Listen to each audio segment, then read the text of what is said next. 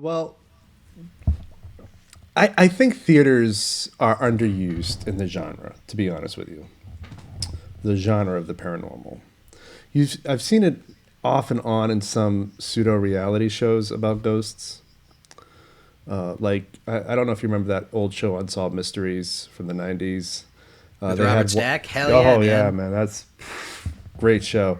That's how a lot of us got into this stuff. I Yeah. think was Oh yeah.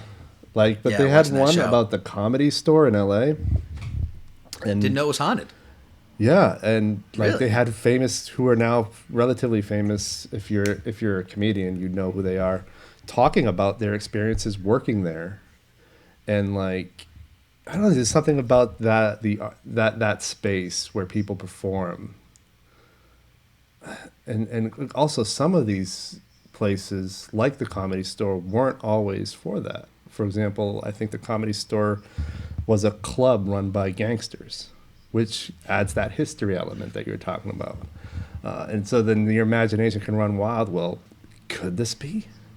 Could this be true?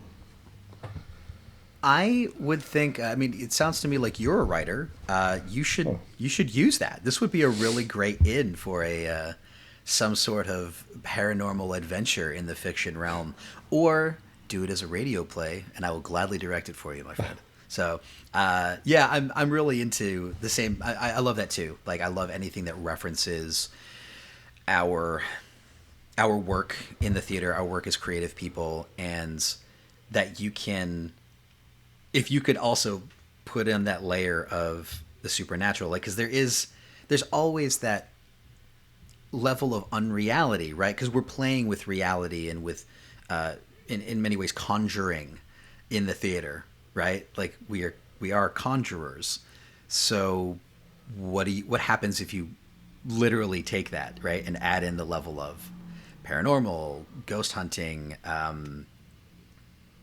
yeah, ESP, like telekinesis, and any of that sort of stuff. Yeah, I think it's just a natural medium to fit in there. One of my favorite pieces that I gotten to direct in New York was with this really great little series that used to run also at the Crane called Shots, and they would do same kind of format as Living Radio in many ways. Actually, they would give like writers 2 weeks to write a piece. They'd give an actors and a director 2 weeks to rehearse. And the very first time I got paired with this group and to direct a piece, this really great writer, I want to say it was Kevin Brewer. I hope I didn't screw up your name there, my friend. But it was called "May the Force Be with You?" question mark, because the theme was Star Wars, and he wrote into the piece that there's somebody uses the Force, and it has to actually work, like for it to make sense in the piece. yeah. And it was a blast to try to stage because again, you're trying to make magic, and you can sometimes you can show the magic, and it's just as fascinating when you like see it, how it worked. But then how can you also trick them? Like give them a little sense of like, holy shit, how'd they do that? Like, I love that sort of stuff.